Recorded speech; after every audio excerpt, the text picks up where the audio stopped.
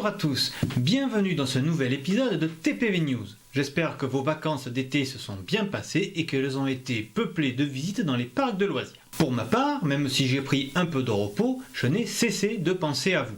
Je suis allé au Parque Warner Madrid et au Parc Spirou et à chaque fois je vous ai ramené toute une série de vidéos que j'ai publiées sur la chaîne de vlog. Je vous mets d'ailleurs le lien ici afin que vous puissiez aller les voir. Et sinon, je me suis tenu informé des infos qui ont pu être données pour les mois à venir dans les différents parcs. Outre les saisons d'Halloween qui arrivent à grands pas, il a aussi été question des saisons de Noël que de plus en plus de parcs vont proposer, mais aussi des travaux en vue d'ouverture de parcs principalement aquatiques à Europa Park et à Gardaland. Je n'oublie pas le Puy du Fou Espagna, qui lui a déjà ouvert, et dont toutes les séances initialement programmées sont maintenant complètes, ce qui a poussé les dirigeants à en rajouter en octobre. Je n'oublie pas non plus les travaux de Objectif Mars, le premier coaster du Futuroscope, qui va ouvrir début 2020. Aujourd'hui, on va parler d'une annonce qui a été faite d'une manière plus ou moins indirecte. Fin août a eu lieu à Anaheim, en Californie, la D23 Expo. C'est la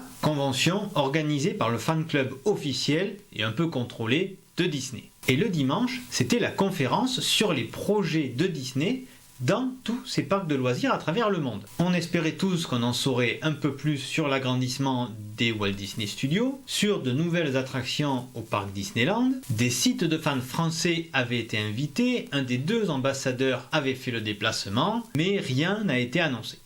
Enfin, si, et c'est pour ça que je vous parlais d'annonces indirectes. On en a su un peu plus sur l'Adventure Campus, la nouvelle zone Marvel qui va arriver chez nous et en Californie. C'est d'ailleurs la zone californienne qui a servi de toile de fond pour les annonces. Il a bien été dit qu'elle arriverait aussi chez nous, mais c'est tout. À part peut-être quelques nouvelles photos de l'hôtel New York, rien, absolument rien n'a été annoncé sur notre zone Marvel. On aurait pu le croire en voyant la maquette présente dans les halls d'exposition, mais non, rien.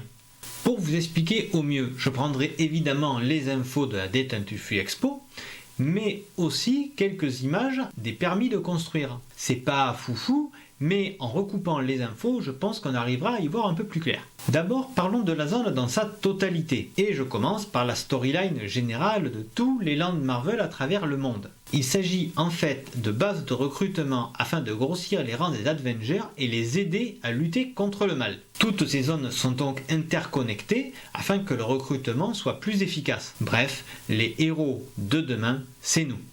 Allez, passons au côté pratique de tout ça. Contrairement à la Californie, où toute une zone va être rasée pour rebâtir, chez nous, rien ne bouge, à part peut-être Armageddon qui a été démoli, mais comme c'est pour reconstruire un autre bâtiment plus grand au même endroit, je ne pense pas que ça change beaucoup les choses. Et c'est pas ça qui va transformer le lieu. Nous avons donc, j'en parlais, une attraction Spider-Man, nom de code Slingshot sur la droite, toujours deux restos sur la gauche, une attraction Iron Man au fond, à la place de Rock'n'Roller Coaster with Aerosmith, nom de code Jukebox, et peut-être le seul truc qui change vraiment d'affectation, le garage du show de cascade, qui devient un lieu de rencontre de personnages en intérieur, nom de code Mission Control. Dans cette vidéo, on va parler de ce sur quoi on a le plus d'infos, l'attraction Spider-Man. Ça a été le gros morceau, en plus de la transformation d'Epcot, de la conférence. Et c'est pour cela que je vais reprendre les propos même de l'Imagineer en charge de ce projet, Scott Drake. Je le cite. Notre première adresse est le World Wide Engineering Brigade. C'est un peu imprononçable, donc on l'appellera WEB. La WEB est une organisation où de jeunes et brillants inventeurs se sont réunis pour créer des technologies qui puissent donner des super pouvoirs aux gens normaux. C'est une toute nouvelle organisation que nos équipes ont développée en partenariat avec les créateurs des bandes dessinées et des films, pour introduire WEB au sein de cet univers. Comme vous vous en doutez au vu du nom, WEB accueillera notre incroyable expérience Spider-Man.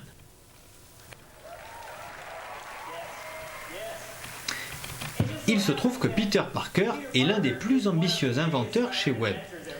Et vous allez pouvoir tester une des technologies les plus cool sur lesquelles lui et ses amis travaillent. Nous sommes invités à des portes ouvertes où l'on va nous proposer de tester leur nouvelle invention,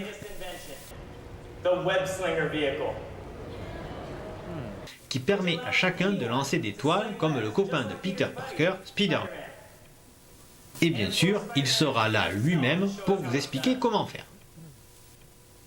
Peter a également travaillé sur ces adorables Spider-Bots. Malheureusement, ils ne sont pas prêts du tout à être mis en circulation.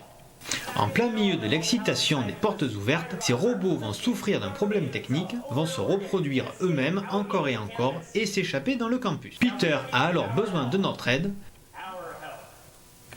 Notre test du Web Slinger devient une réelle mission où nous allons devoir travailler aux côtés de Spider-Man pour attraper tous ces robots. Beaucoup d'amusement, je vous le garantis.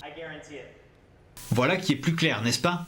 Mais alors, comment cela va-t-il se passer dans les faits ? Je dois avouer que ce système de véhicules pour lancer des toiles me laisse perplexe. Ce ne pourront pas être de vraies toiles physiques. Vous imaginez ce que ça serait à de nettoyer après chaque passage ? Non, je pense plutôt pour un système d'écran, comme Toy Story Midway Mania si on veut rester Disney, ou Ninjago à Legoland Windsor si on veut être plus près de la réalité. Des écrans donc sur lesquels seront projetés les Spider-Bots dans leur environnement. Les visiteurs, à 4 par véhicule et sur 2 côtés, donc ça fait 8, auraient une sorte de gants qui interagirait avec les écrans, à moins que ça soit de la réalité augmentée. En ce moment c'est à la mode. De toute façon, les visiteurs auront des lunettes, ça c'est clair. Allez, faisons un tour. En arrivant, 3 choix vont s'offrir à nous, comme maintenant dans presque toutes leurs attractions. File d'attente régulière, fast-pass ou single rider. Chacune d'une taille différente selon le flux envisagé. Toutes ces files mèneront à la salle de pré-show, ou plutôt aux salles, car comme vous le voyez, il va y en avoir 2. Une fois le pré-show passé, c'est via un couloir unique et certainement décoré que les visiteurs accéderont à la zone d'embarquement. Ils évolueront ensuite dans l'attraction elle-même. Je vous mets ici une image de ce qu'on verra possiblement avant que la phase de tir ne commence vraiment. On voit qu'il y aura 4 arrêts avant la conclusion et le débarquement. On note aussi que l'accès pour les personnes à mobilité réduite est situé ici. Enfin, c'est à souligner car on n'en parle pas assez, la nouvelle boutique Marvel, et certainement la seule du land, prendra place à la sortie de l'attraction. Ça ne pourra être que mieux car je vous rappelle que pour le moment, la seule boutique qu'il y avait était celle de Rock'n'Roller Coaster. Elle est maintenant fermée et elle était minuscule. Là, on a une vraie boutique. Voilà pour l'attraction Spider-Man. Il nous reste encore à voir le reste de la zone, mais je vous propose de le faire dans une autre vidéo, car tout cumulé, il y a pas mal à dire, et je ne veux être ni trop long, ni vous perdre. Donc je pense que c'est plus raisonnable comme ça. C'est donc la fin de cet épisode. Comme d'habitude, s'il vous a plu, n'hésitez pas à me le dire en mettant un pouce bleu, en commentant la vidéo, par exemple en me disant ce que vous pensez de cette attraction ou de la zone en totalité, et en la partageant autour de vous. N'hésitez pas non plus, si ce n'est déjà fait, à vous abonner à cette chaîne et à la chaîne de vlog, et à chaque fois, n'oubliez pas d'activer les notifications pour ne rien rater des futures vidéos. Enfin, n'oubliez pas d'aller faire un tour sur les différents comptes sociaux de Theme Parks Voyage pour ne rien rater des informations que je vous partagerai. On se retrouve donc la semaine prochaine. Merci, à très bientôt.